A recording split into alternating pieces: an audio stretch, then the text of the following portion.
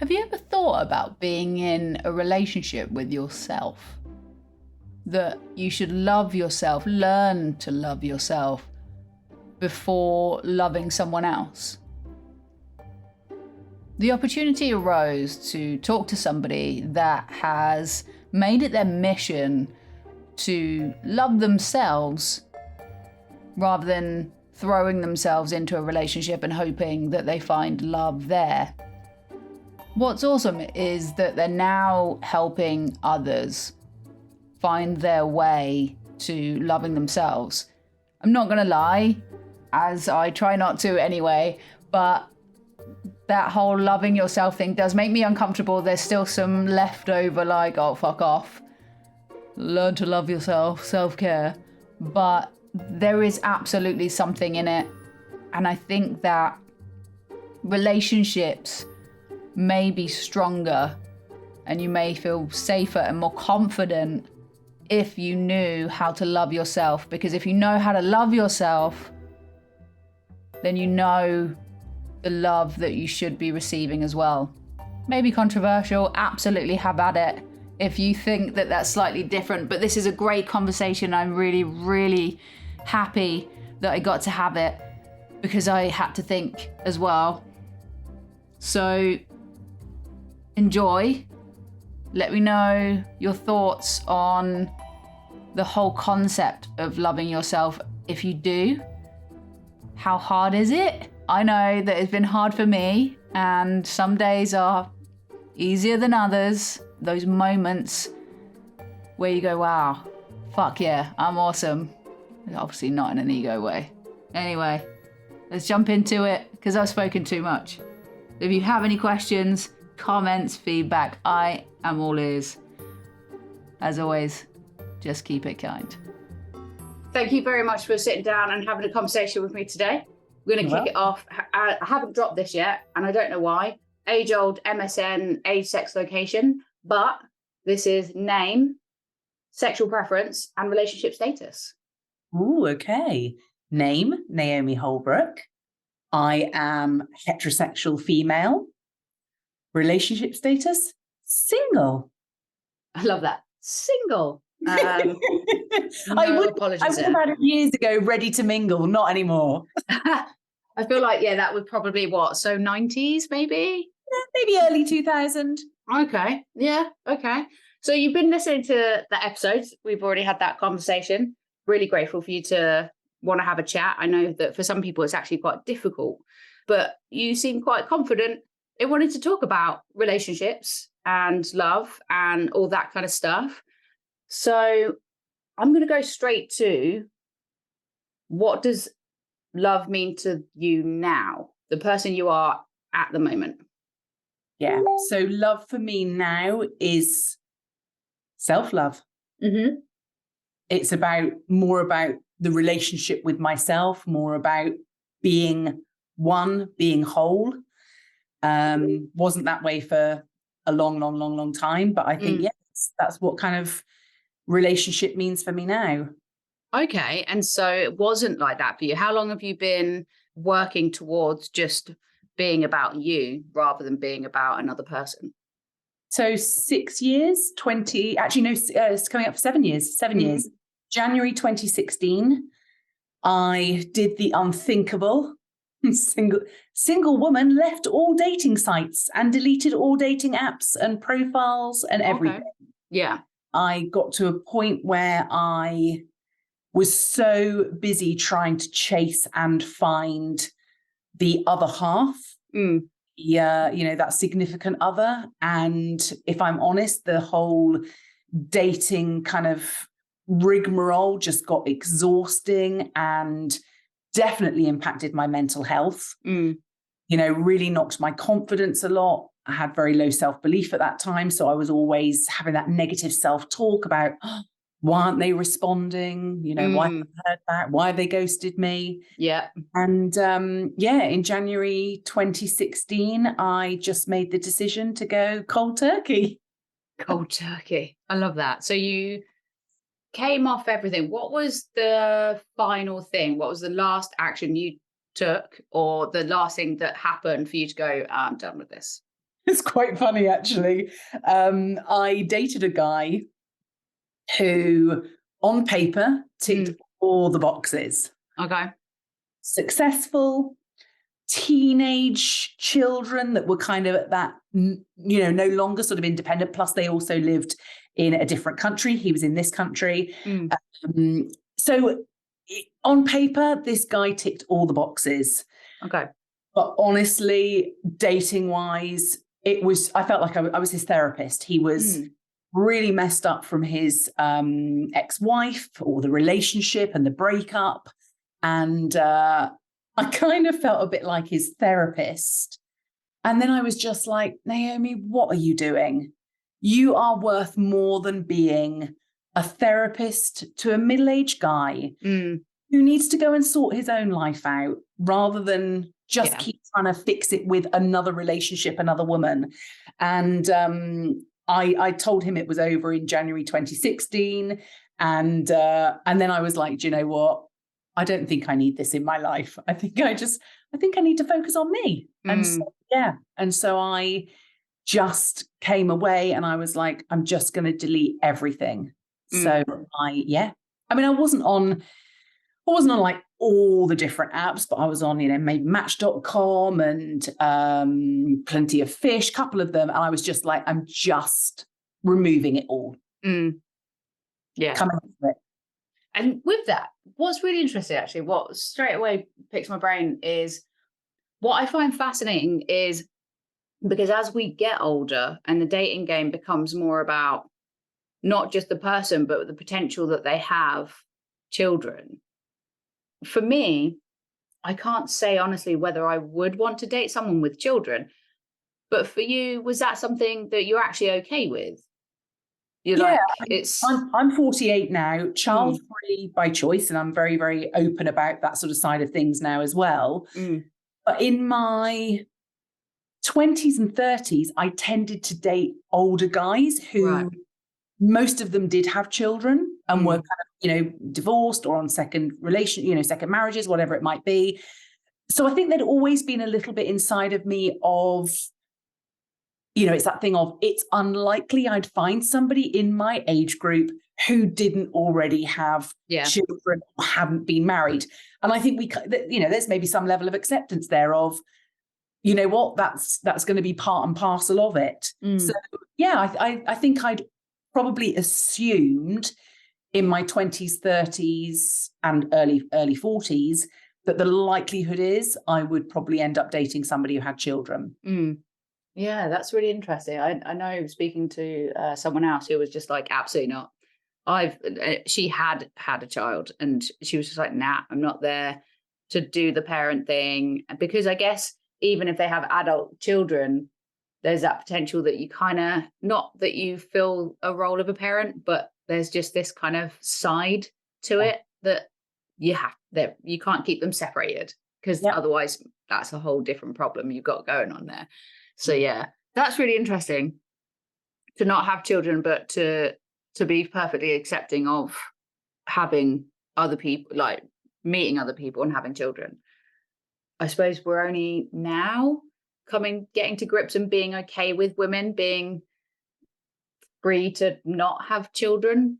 Yeah, I've had a lot of people, I had an article published at the weekend all about being, 48, child-free, but also battling with that in my head for so many years because of what others expect, because of what society tells us. And funnily enough, I had a message from a lady today who said, I didn't know there was another option other than to get married and have children. And I look back and think, I had a couple of aunts when I was obviously really young, who weren't married, didn't have children. And of course, they were known as spinsters. And technically, I'm a spinster.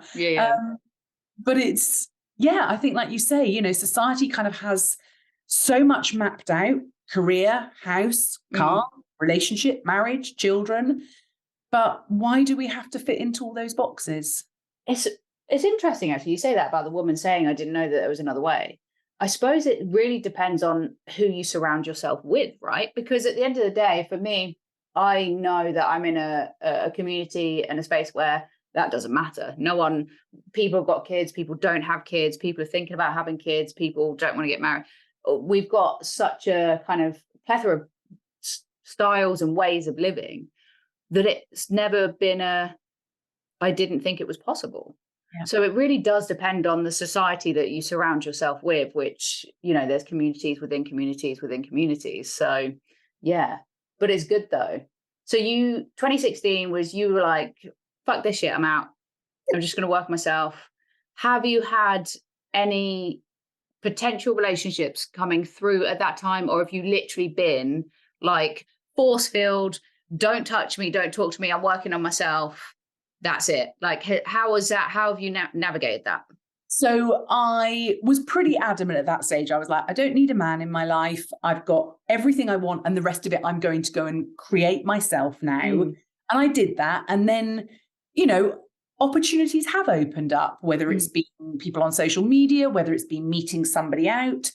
But I am definitely fussier than I was. And for me, it is either a hell yes or it's a hell no. And, does it bother me that if I spend the next 40 years in the single relationship that I'm in right now? No, it doesn't. And I also think I'm probably, quite a few friends say this. They're like, oh my God, don't close yourself off to the idea. But honestly, my life is so fulfilled in other areas that it's just not even a focus. So it's something that, yes, at the time I was like, that's it. I'm done, and I'm just going to work on myself. And that's evolved in itself and gone to, in a direction that I never, ever anticipated it would go into.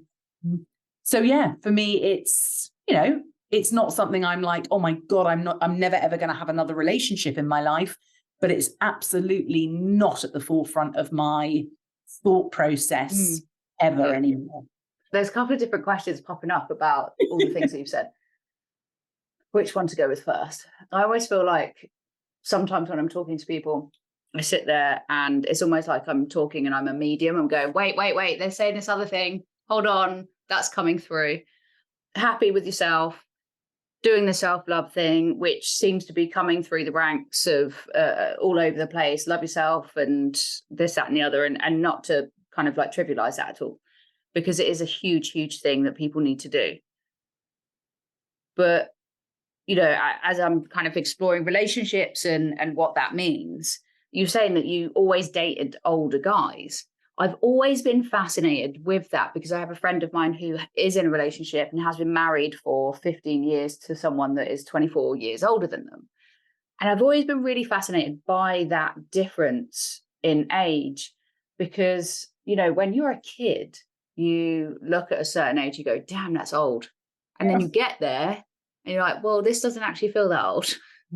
It's a myth. So why older guys, do you think? Did you ever work that out? I have done recently. Only since going through therapy 4 years ago. Yeah. So I lost my mum when I was a teenager. And it was a hugely traumatic time over 7 years when she was ill and then passed away. And within a year of her dying, I moved away from home at 19 to start my career. And if I'm honest now and looking back, I think I was probably looking for somebody to look after me. Yeah. Okay. Because I'd lost that, I hadn't just lost my mum, but because my mum was so ill, my dad had taken up part of the role of caring for her. My sister had been caring for her. And I think, I maybe hadn't consciously, but probably subconsciously been looking for somebody to fill that kind of void, but also that role.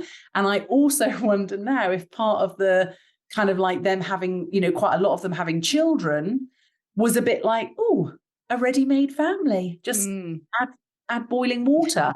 So yeah, I do sort of wonder, and it's funny, I had relationships during my 20s with older guys. And like I said, several of them had children and young children back then because they were sort of in their mid-30s.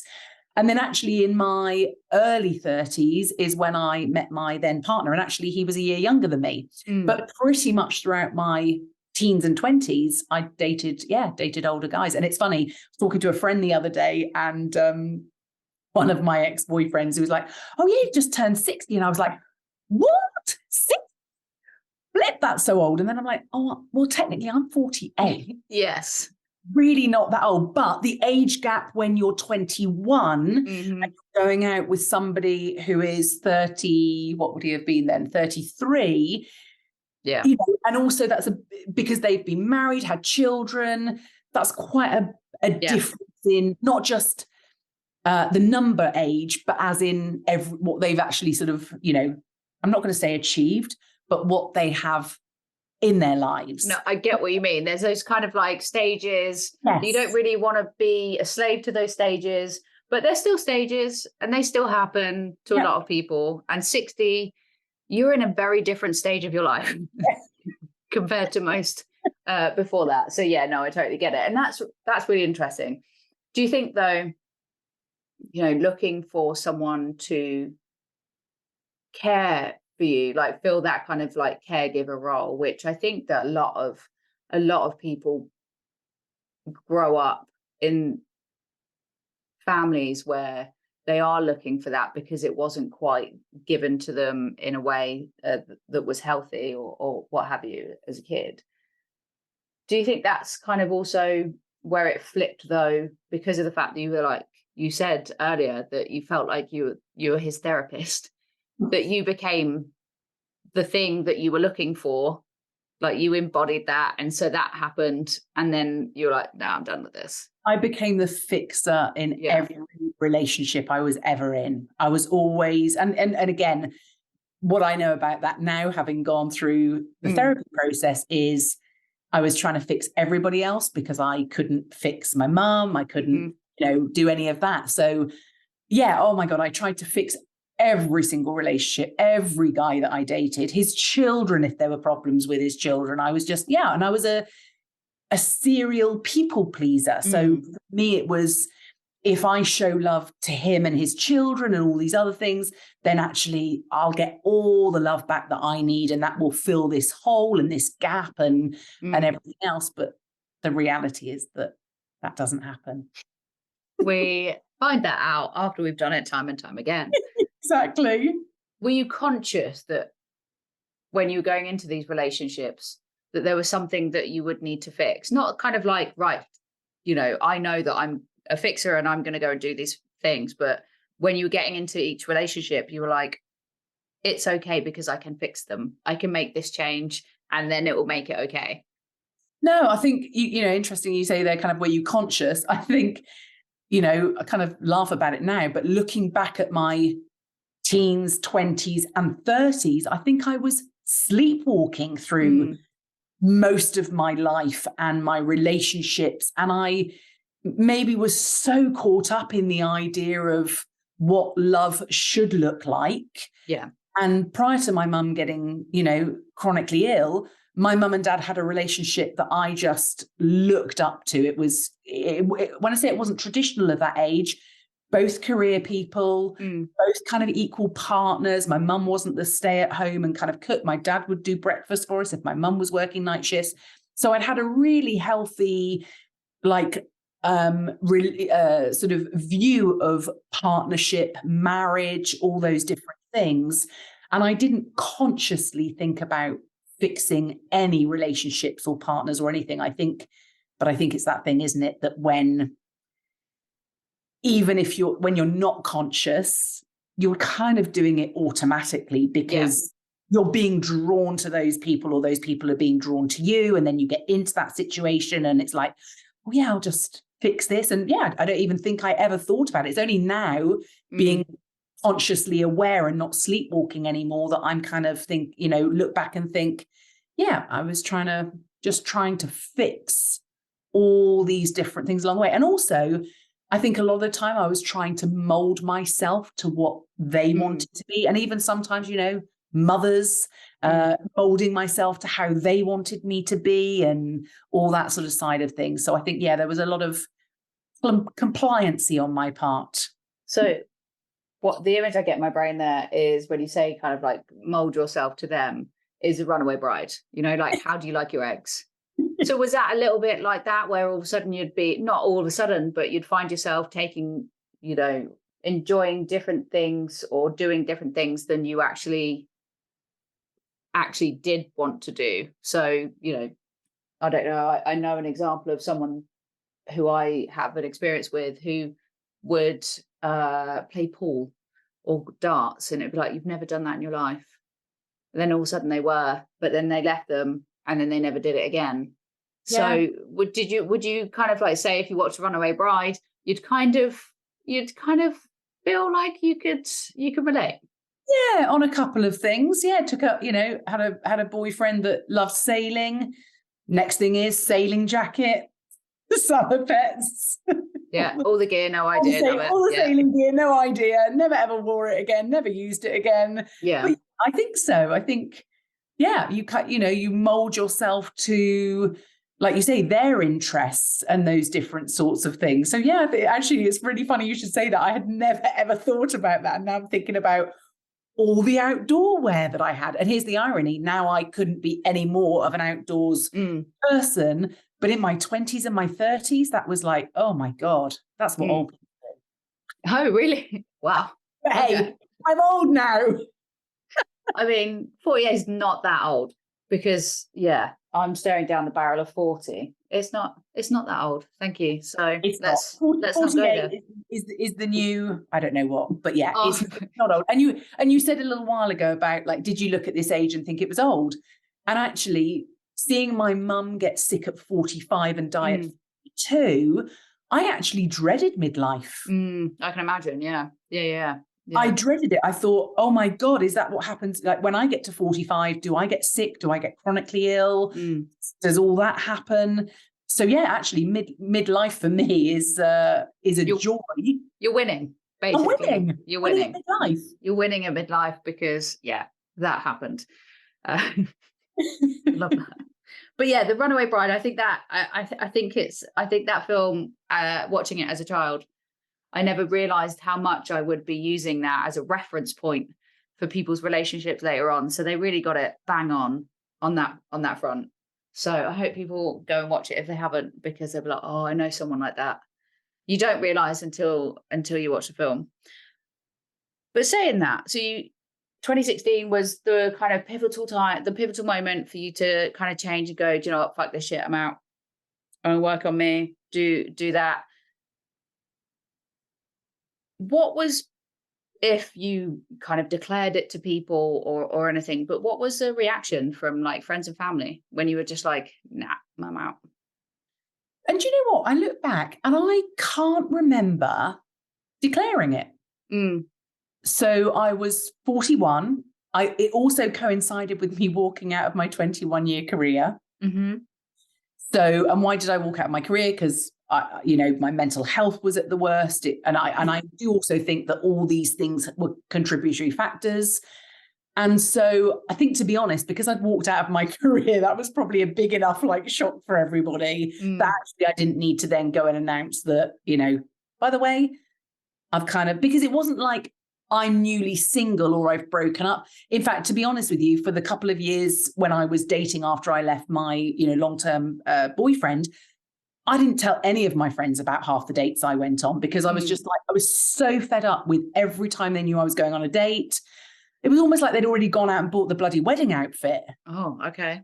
They were like, this could be the one. This could be the one. And that kind of pressure on you in your late 30s, when you're not even sure if you want to get married, you're not sure if you want to have children, you're not sure if you want that traditional life that, has been mirrored to you. So I don't think that I made this huge declaration or anything. I think people just stopped asking me all the questions of, are you still dating? Have you met anybody? I don't seem to remember kind of making this big announcement. And so that's it. And maybe should have had a coming out party. I think there's something to be had for that, celebrate the other things that are good. But no, that's interesting, because not so much that you made a declaration, but just in general, because people close to you do, whether we realize it or not, but people do notice the difference and the change in actions and things, whether they voice it or not. And so fast forward to now, 2023, and, you know, it's become a whole thing for you. How do they respond to it now? When you're actually saying, no, I'm not, you know, you're publicly saying that and, you know, doing other things. Yeah, I think a lot of people are like, wow, you know, kind of go you, being 48, female, not sort of feeling that you have to, you know, have the marriage, the children, or be in a relationship, any of those different things. So if I think about it, I would have probably expected my dad's generation to be the one that was, but actually my dad has always been so supportive. He's never sort of said to me, oh my gosh, you know, you need to think about getting married. What about having children? In fact, he says to me on a weekly basis now, you know what? I think you've got absolutely the right idea. Yeah. Because, yeah, I live the life I want to live. I, you know, choose what I do. I don't have to consult that with somebody else or consult somebody else's timetable or diary or any of those different things. And yeah, my friends don't even ask me anymore if I've met somebody, seen somebody. I think it's that whole conversation has just kind of dried up. It's like, yeah, I think also I probably gave enough kind of like sort of vibes off that, like, you know what, this is no longer up for discussion. Yeah. I don't sit around your coffee table and ask you how your marriage is, why you had children, why you're still married. Wow, we are so different people, because I actually do that shit. I need to start doing it. I do that shit. Doing it. You find out some great things. But that makes sense though, and that's so cool that you can have people around you that are in your corner, but also, you know, quietly understanding that that's not what you want and where your boundaries are. So you say though, with your friends and with the dating, and they were like, oh, this could be the one. Do you actually believe in the one? No. I kind of felt like I was going to get that answer. Yeah. Yeah. Because one thing I have learned over the last 7 years, I've learned a lot about myself. If we choose to grow and we choose to change, we're not the same version of ourselves 1 year after the same year after the same year. Even this year, I think I've gone through like 2 big growth changes myself.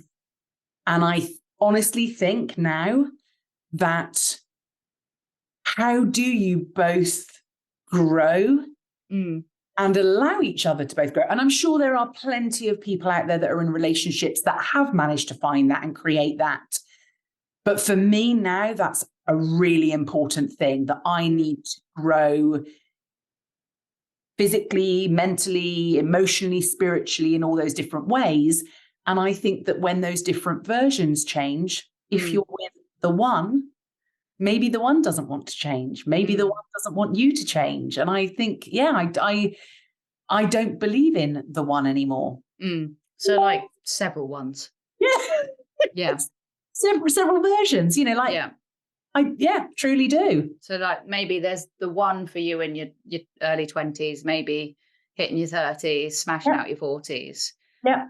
Maybe still doing it in the old people's home. 50s, 60s, 70s, 80s. Yeah. Because it's just a number anyway. Did you ever believe in the one? Yes, I think I did. I think I did. I think I thought, yeah.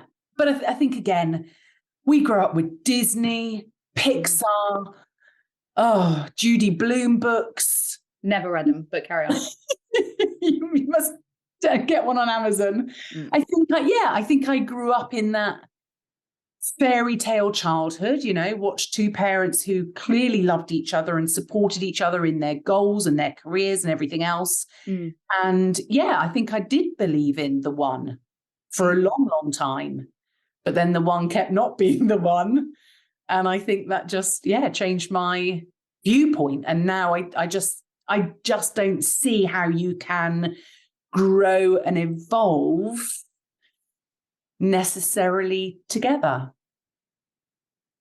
I know lots of people will disagree. Well, I was going to say, what people can't see is your face when you said that, which was a little bit kind of hesitant, slightly like you knew that someone was going to come back at you and be like, hang the fuck on.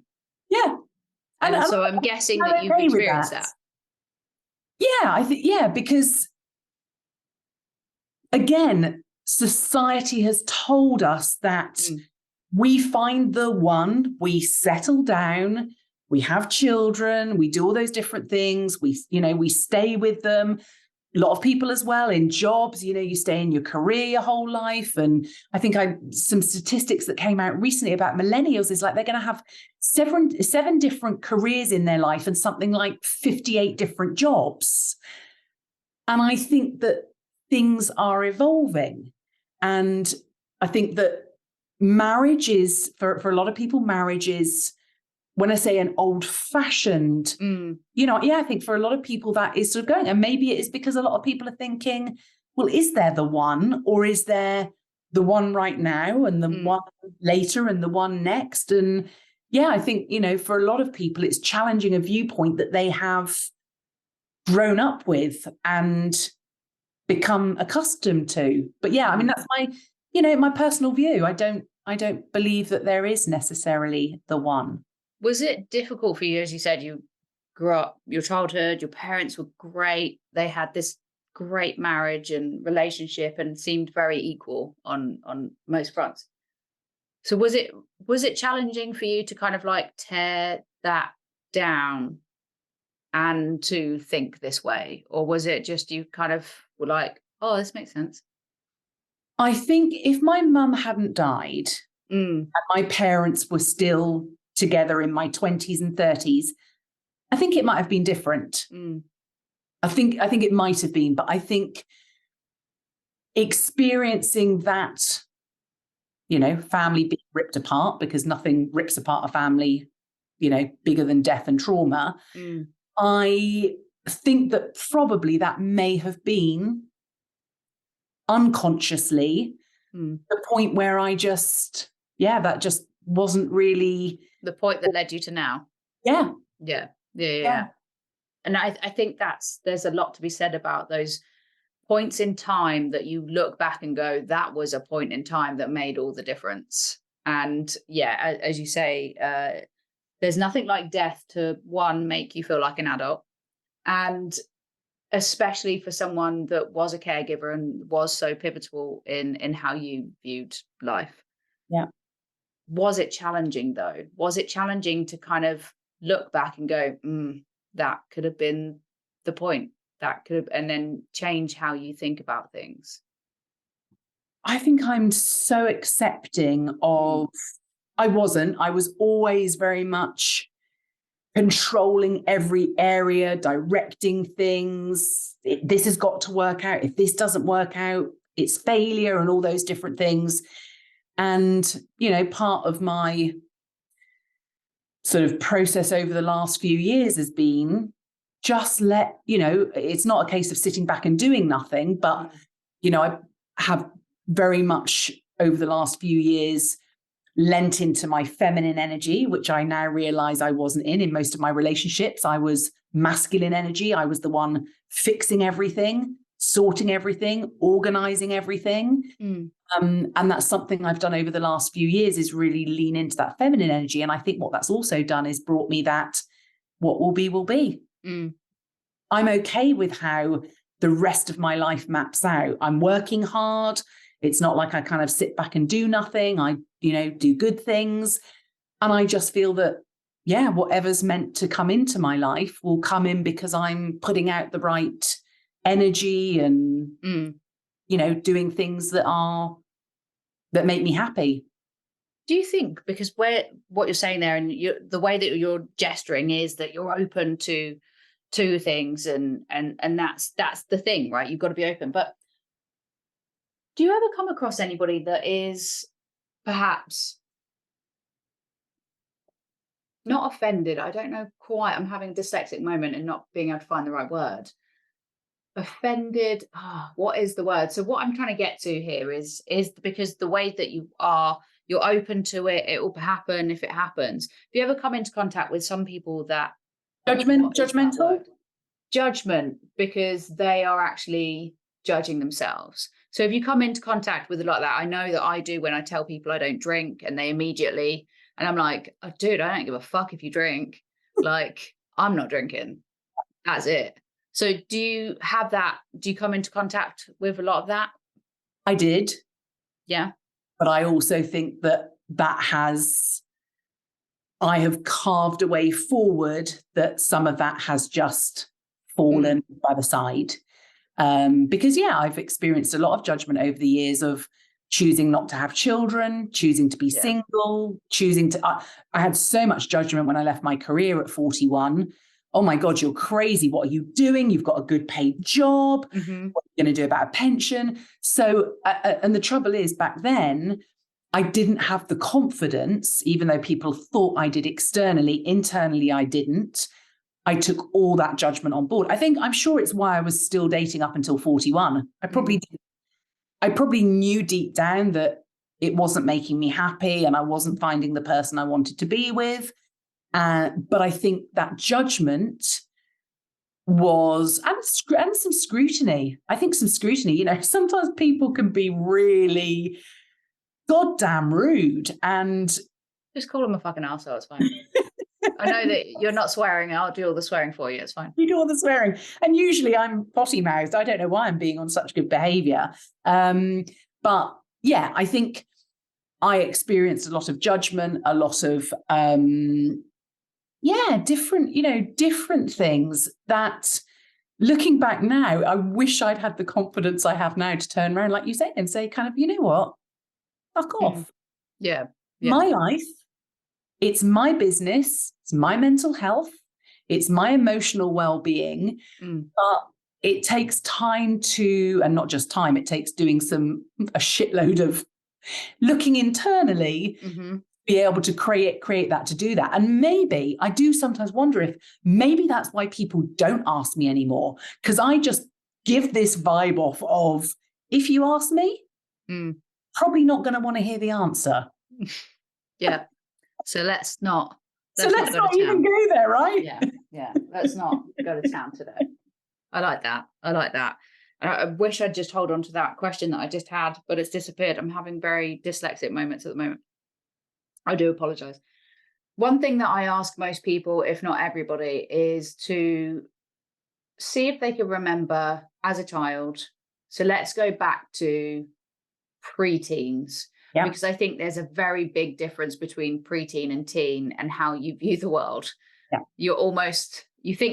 When you're a teen, you think you've got shit figured out when you really don't. So preteen, if you could say, this is what I think love looks like when I hit like 30, 40, that kind of range, what would love look like? Oh gosh, I think I would have told you love looked like a beautiful home with rose bushes in the garden, with a white picket fence, with a husband, with children, with, a little station wagon, holidays. Yeah, I think it would have been the hallmark version of love. So incredibly materialistic. Totally materialistic. Yeah. And I don't mean that judgment on you, as in just, I think that seems to be the general gist of everybody, is that it's these things, these points in time that you've got to hit, and that's what it all looks like. Did you ever think that you would have that, or did you just assume that you would have that? Because I know when I was young, I didn't, because I didn't see anybody like me, so I didn't know that I could have these things. I mean, the fuckers now get to grow up knowing they can get married and have kids, whereas, going back, that was not something that I had. Did you just assume that was already in the bag? Like, hit 30, 40, yeah, cool, I love that. I think I probably did. And it's really interesting you just said there about materialistic, because I look back now and I think up until 41, when I left my career, everything for me was about materialistic. Was about, the career, the next promotion. What does that buy me? What holiday can I get from that? What am I going to reward myself with? And I suppose, grew up seeing my parents take us on a lovely holiday every year, work hard for it, work hard, work in sort of class. But I think, yes, I'd seen all those things, and that's what I thought success was. Success in marriage, success in life, success in love. So I think, and I didn't used to like, I know, a lot of friends I've spoken to over the years have said, they already had their wedding planned at like 12. They already had their babies' names at 15. I didn't have any of that. Yeah. I had dolls that I played with and loved them, and, you know, but I didn't kind of think, oh, that's going to be my baby one day. And the same with relationship. Didn't kind of think that at all. So I think, like you say, almost like an assumption. Just take it for granted. I suppose there's that naivety as a child anyway, that you take for granted. These things are going to happen. I'm going to have a job, easy. Don't think about the work that goes into actually having a job. Gutted I was at finding that out. So yeah, you have this kind of materialistic view on what love is and how to get there and how to attain it. Did you ever feel like you almost had it? You say you did have a long-term relationship at one point. Did you feel like, not that he was the one, but did you feel like it was good, or was there always something missing? Because I always wonder, when people are in these relationships and they do break up, that it's either that they were good and then someone changes, they just don't realize it, and then they're bad, or like, you know, it disintegrates, or just that they're there, but something's always missing, but you're just trying to attain this thing, and you're still trying to, and then realize, do you know what, fucking hell, it's not going to work, is it? I think the latter, in so much as I think even in my mid-30s, I was still trying to mold myself to what everybody else wanted me to be. It was a good relationship. It was, you know, a friendship that actually then, you know, sort of transitioned into an intimate relationship. But also it was a really difficult time. I went through major spinal surgery when we were together. So, you know, there's nothing that tests a relationship more than you know, not being able to walk and needing your, you know, elderly father to come and help, you know, look after you and help you after sort of, you know, recovering from surgery.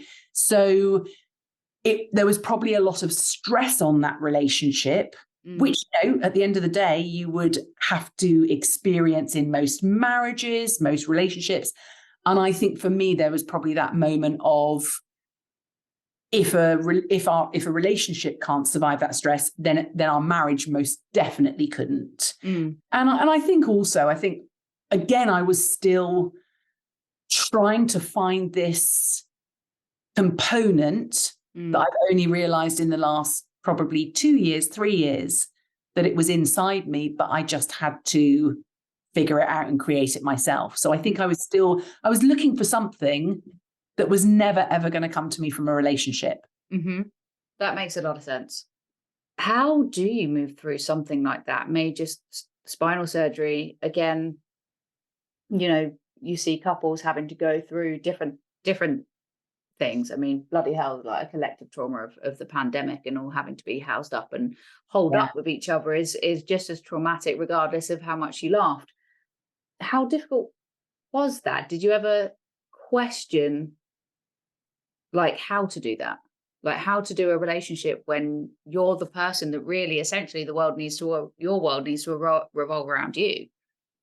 Yeah, I think I went through a massive identity crisis when I had my surgery, because I'd had chronic pain for 20 odd years. So I didn't really know a life without it. And actually the sort of 4 months, 5 months up until my surgery were horrific, to the point that, you know, I was sleeping on the sofa because I couldn't walk upstairs. Well, of course, all those things have an impact on a relationship, but at the end of the day, I was just trying to survive through a huge fog of pain. And then I had to take 3 months off from my career to, you know, have my surgery, rehabilitate from it. And I think, that opened up a lot of, huge lack of confidence, because, you know, having anything like that done and having to kind of walk again and rehabilitate again and try and pick yourself back up again and get that strength. So I think that probably put quite a strain on things. But I also at the time felt quite philosophical, in so much as, if the strain's here now, it would be here regardless of anything. And also maybe this is the test that kind of was sent to, you know, make me sort of realize that this isn't the one, or that this isn't the right relationship. So yeah, I was kind of quite, and I walked away from it. I walked away from that relationship because it just, felt for me. And then also I think there was a part of me after surgery that was like, right, let's, come back from the ashes and really sort of go out there and do stuff. And maybe there was a little part of me that was like, do you know what? I want to do this on my own. Yeah. And what pops in there is something about good guys. And with that, I think there's a lot of people out there who can't fathom that a person can be two things at the same time. So that we all live with this duality, that we can love something while also simultaneously probably fucking hating it. So with that, and your experience with it, with having to be the one to say this is done, call time on it. How hard was that? Because you're incredibly articulate now. Did you have the words? There's a two-pronged question, really. Did you have the words back then to be able to have that conversation in a way that was, trying to be understanding? But also, you're not a bad person, but you're kind of like a good person doing a bad thing. How challenging was that? Yeah, so challenging, because really interesting. You should say that. Was I able to articulate things then? I have only learnt this voice and found this voice in the last couple of years. I wasn't able to, I never communicated in any relationship I was in. If I was unhappy about something or, uncomfortable about something, I never wanted to rock the boat. And that was in every relationship, the relationship with my dad, the relationship with my friends, the relationship with boyfriends. I kind of just felt like I should, I guess how a lot of us were brought up, sit there, smile, say thank you, say please. And I just never knew how to communicate in the walk of my life. So no, I probably really and truly messed it up. I think my communication was like throwing a plate of baked beans at the wall. I couldn't vocalize how I felt, or, whether it was anger, whether it was frustration, all those different things. So no, I absolutely didn't communicate things well. Because like I said, I think that there was that fear of rocking the boat. And like you said, also you're doing something that is hurting somebody else. Also, at sort of 36, 37, I think there was also that fear of, God, what if I do this and I am on my own for the rest of my life? Is it better to stay in a relationship that kind of feels okay, nothing kind of, catastrophically wrong with it? Or do I make this? And it really was just that absolute leap of, let's just see what happens. But no, I was a shock. I was a zero communicator. Couldn't say anything to anybody. Now, complete opposite. It is hard. And I do, as I said, there's that duality that I think people really do struggle with in different parts of life, being a good person, doing a bad thing, or, a hard thing that other people perceive as bad. But then that becoming pretty much your entire identity because of just that one action, when there's, almost akin to that cancel culture, right? So there's some people that need to be cancelled because they are very, very bad people. But when you do just one bad thing, and we're so quick to do that. That's fascinating. Absolutely fascinating. How easy has it been for you to find your voice? Oh, it's not been easy. It's been a messy shit show in the background. Like a slugfest, yeah.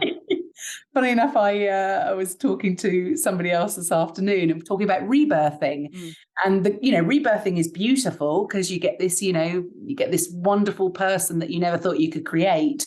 But actually the contractions and the birth canal and the complete shitfest behind it. And of course, there were times that I was, fearful of, if I voice how I feel, will people stop loving me?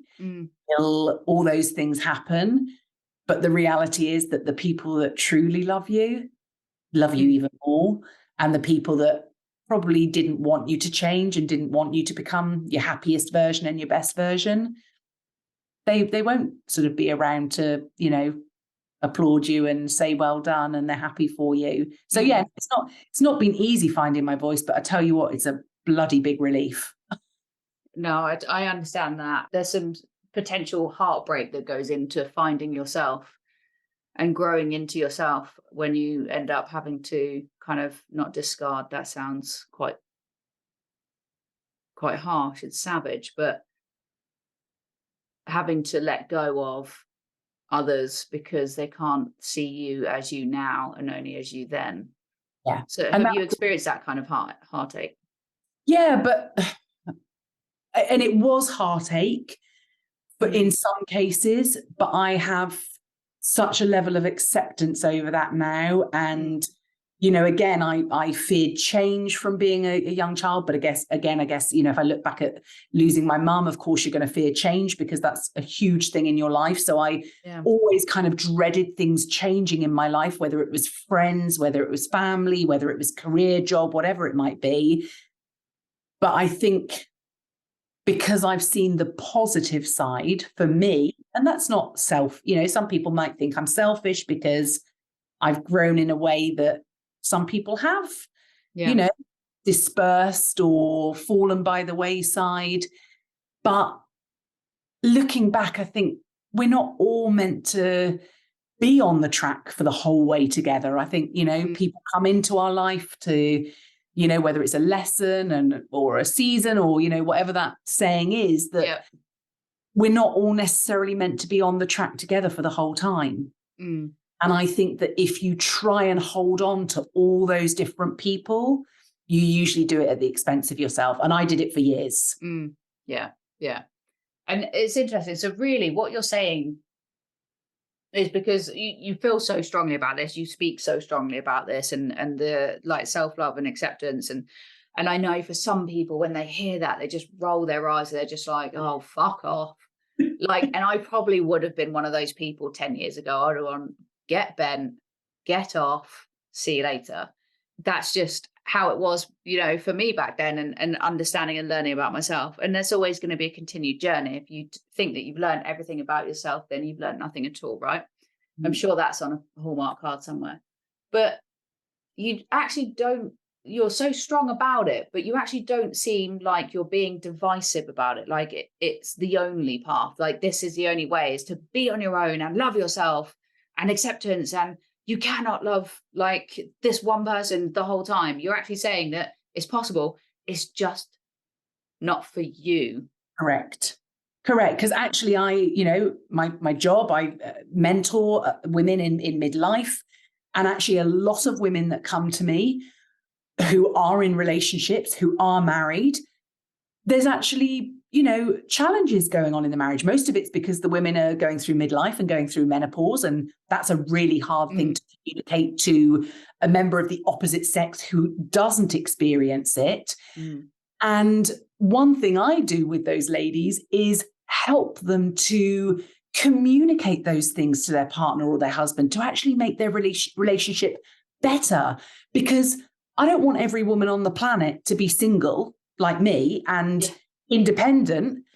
It suits me and I love it and I wouldn't have it any other way.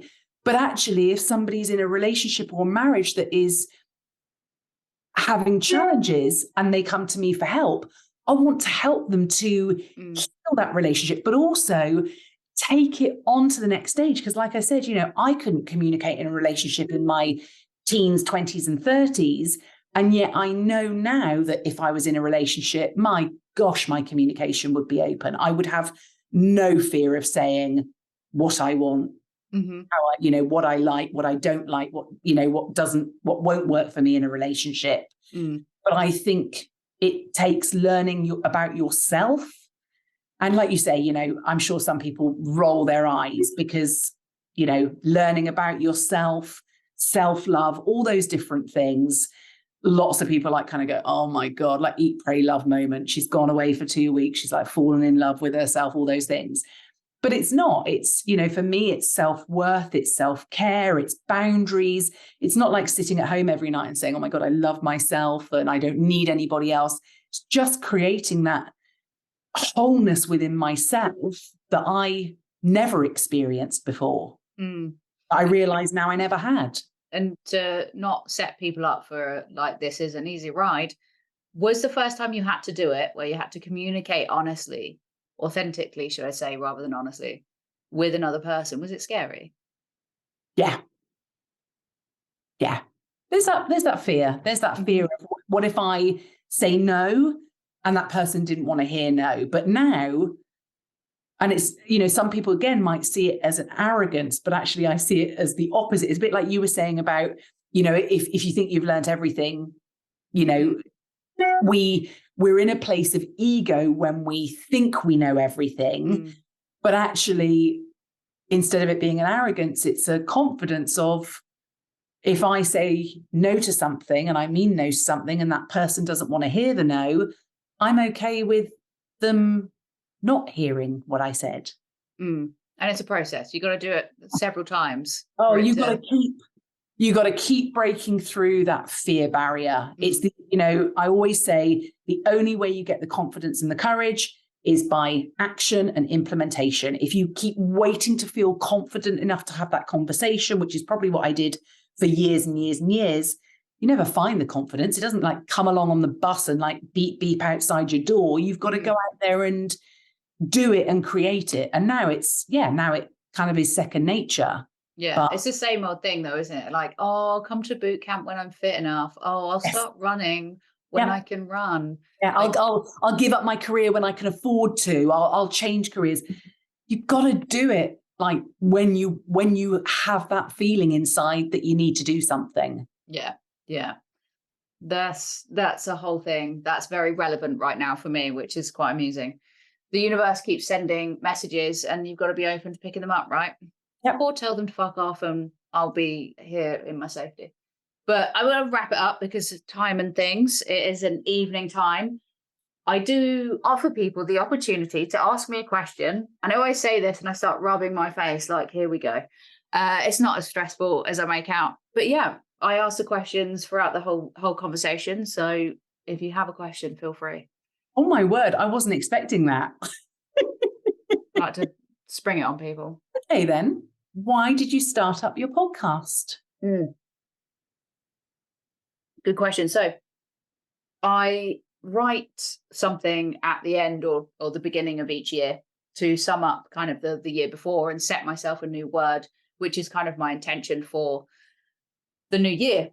I don't even remember why I started doing that, but I just remember doing it once and then a friend of mine catching up with me a year later going, have you done it yet? And I was like, oh, I didn't know I was going to do it on a yearly basis, but I guess I will. And this year was a struggle to even write it. Like literally there was a brick wall in front of me every time I tried to write, to talk about it, to anything. And so it came to this, I don't want to write about this. And it was all about love because it's something that I have struggled with. And I don't even like saying the word. I still get uncomfortable saying the word. So this is one aversion therapy, is it? Immersive therapy or whatever. And if I keep saying it, maybe I won't be uncomfortable. But I had joked in there that maybe I will do a podcast on this. And someone said I would actually listen to that. And so cue months of me going, oh, hang on a minute, do I want to? And then I was like, well, I do like having conversations, actual conversations, not panicking, short, like small talk. And then I was like, fuck it, what am I doing? I'm not doing this for other people, I'm doing it for me. So I don't need to worry about who's listening. I don't need to worry about any of that. And I get to talk to so many different people and take a look into how they see the world. And it's, and so it took months though. It took a good 3 months of me going, not sure. But yeah, because I love having conversations. And I think love is one of the biggest misconceptions that we have. And, you know, obviously we're fired at every angle from, as we know, TV, film, books, poetry, everything. And so, yeah, that's why I was like, yeah, fuck it. I just had that moment where I was like, fuck it, I'm going to do it. And yeah, I don't know which episode you are, but they're going out and they're happening. And it's actually had me go speed dating. It's had me go and do these things. So it's also accountability for me to actually not just know things, but actually do things, experience things. Take the action. Yeah. And I'm learning so much from other people and myself. So yeah, It's like an encyclopedia. We'll see what happens. I may do an episode of all the things I've learned so far. So that won't be the theme tune, but yeah. So that's why I started it, because I think also other people, what's actually been a privilege is those people opening up to me, but also for some of them walking away and having a think about the conversation and it changing the way they think. So that's been a huge, huge privilege. Amazing. Thank you very much. I've really enjoyed this conversation. Thank you.